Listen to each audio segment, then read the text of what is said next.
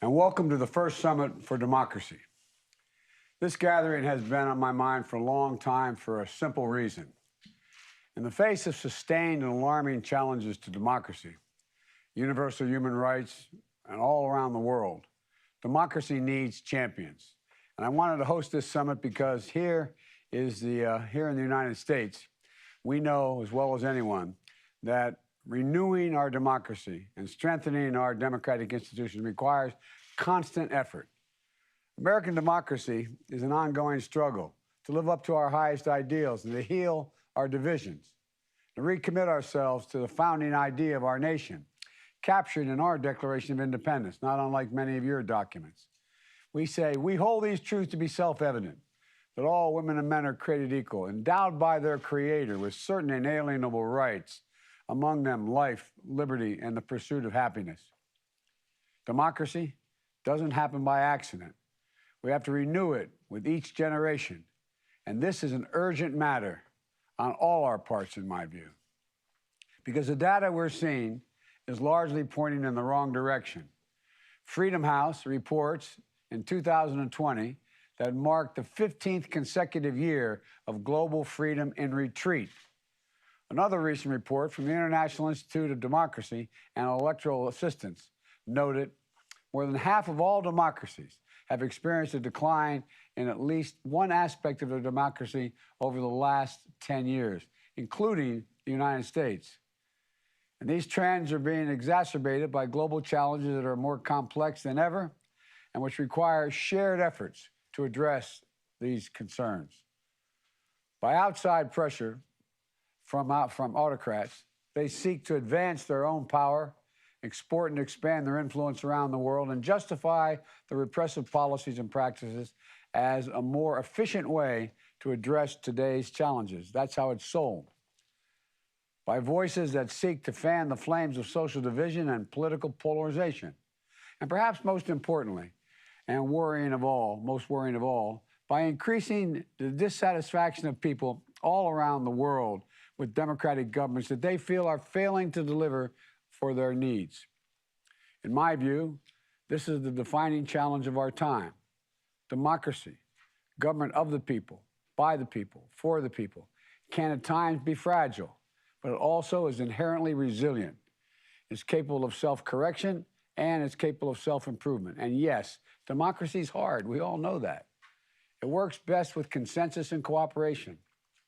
When people and parties that might have opposing views sit down and find ways to work together, things begin to work.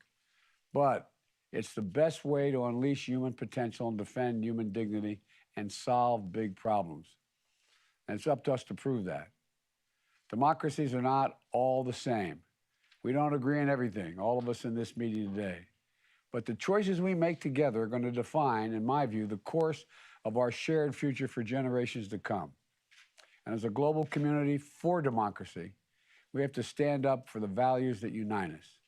We have to stand for justice and the rule of law, for free speech, free assembly, a free press, freedom of religion, and for all the inherent human rights of every individual. My late friend, Congressman John Lewis, was a great champion of American democracy and for civil rights around the world, learning from and gaining inspiration from other great leaders like Gandhi and Mandela. With his final words as he was dying to our nation last year, he reminded our country, quote, "Democracy is not a state, it's an act. Democracy is not a state, it is an act." So over the next 2 days, we're bringing together leaders from more than 100 governments alongside activists, trade unionists, and other members of civil society, leading experts and researchers and representatives from the business community, not to assert that any one of our democracies is perfect or has all the answers, but to lock arms and reaffirm our shared commitment to make our democracies better, to share ideas and learn from each other, and to make concrete commitments of how to strengthen our own democracies and push back on authoritarianism, fight corruption, promote and protect human rights of people everywhere, to act. This summit is a kickoff of a year in action for all of our countries to follow through on our commitments and report back next year on the progress we've made. And as we do this, the United States is going to lead by example, investing in our own democracy, supporting our partners around the world at the same time. From the earliest days of my administration, we pursued a broad-based agenda to prove that American democracy can still do big things and take on challenges that matter most. That's why we immediately passed what we call the American Rescue Plan, to get shots in people's arms as fast as possible at home and around the world, to help get this pandemic under control, and to stimulate inclusive and lasting economic recovery that's also helping to drive global growth. Last month, I was proud to sign a bipartisan piece of legislation, a true act of consensus between Democrats and Republicans in our country, the Infrastructure Investment and Jobs Act. This legislation will make a generational investment to deliver what people need most in the 21st century: clean water, safe roads, high-speed broadband internet, and so much more, all of which strengthens our democracy by creating good-paying union jobs that will translate to lives of opportunity and dignity for working people with better access to the tools and resources they need to thrive. And soon, I hope to sign into law a bill we call the Build Back Better Plan, which will be an extraordinary investment in our people and our workers and give American families just a little more breathing room to deal with their problems and their opportunities. Our domestic agenda has been focused on delivering for the needs of the American people, strengthening our democratic institutions at home. My first day in office, I signed an executive order to advance racial justice and equality. And my administration recently released our first national strategy on gender equality and equity.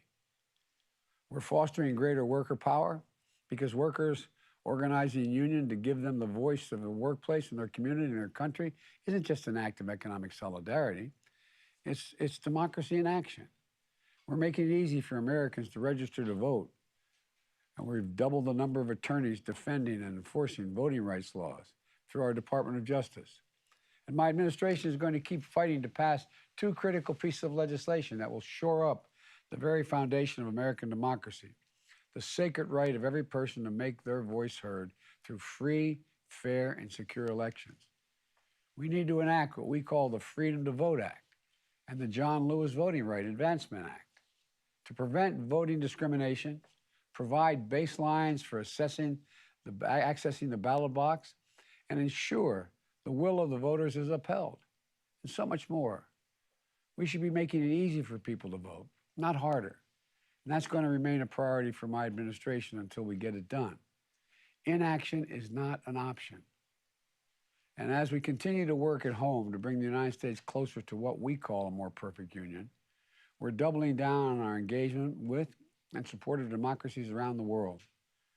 Earlier this week, I released the first U.S. government strategy on countering corruption, which elevates our fight against transnational corruption, a crime that drains public resources and hollows out the ability of governments to deliver for the people and just evaporates confidence that the people much need to have in their government. The strategy includes working with other partners, all of you around the world, to improve transparency, hold corrupt actors accountable, reduce their ability to use the United States international financial system to hide assets and to launder money.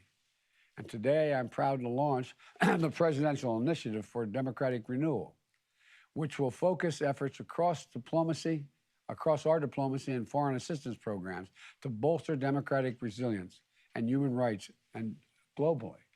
Working with our Congress, we're planning to commit as much as $224 million in the next year to shore up transparent and accountable governance, including supporting media freedom, fighting international corruption, standing with democratic reformers, promoting technology that advances democracy, and defining and defending what a fair election is.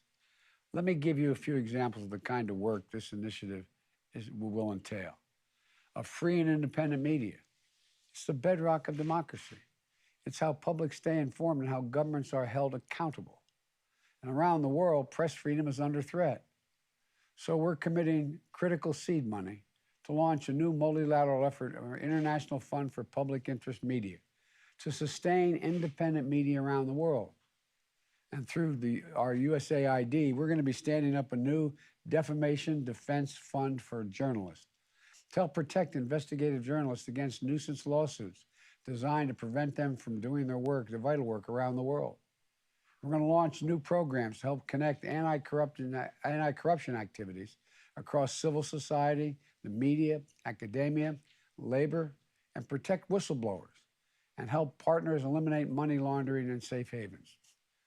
To ensure that our democracies are strengthened by the voice of all citizens, this presidential initiative includes programs to advance women and girls in civic engagement and political leadership, empowering the LGBTQ community, individuals to participate in democratic institutions, promote labor law reform, and work organizations.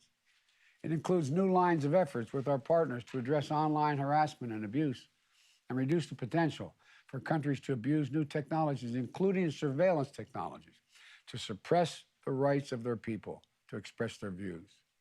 And we're going to stand up two rapid response cross-cutting initiatives that support the key goals of this summit: the Fund for Democratic Renewal and the Partnership for Democracy program. It's going to allow the State Department, USAID, to surge funds to support our partners working on democratic front lines around the world.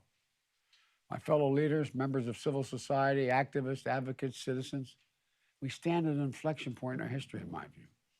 The choices we make, in my view, in this moment, are going to fundamentally determine the direction our world is going to take in the coming decades. Will we allow the backward slide of rights and democracy to continue unchecked? Or will we, together, have a vision and the vision, not just a vision, the vision and courage to once more lead the march of human progress and human freedom forward?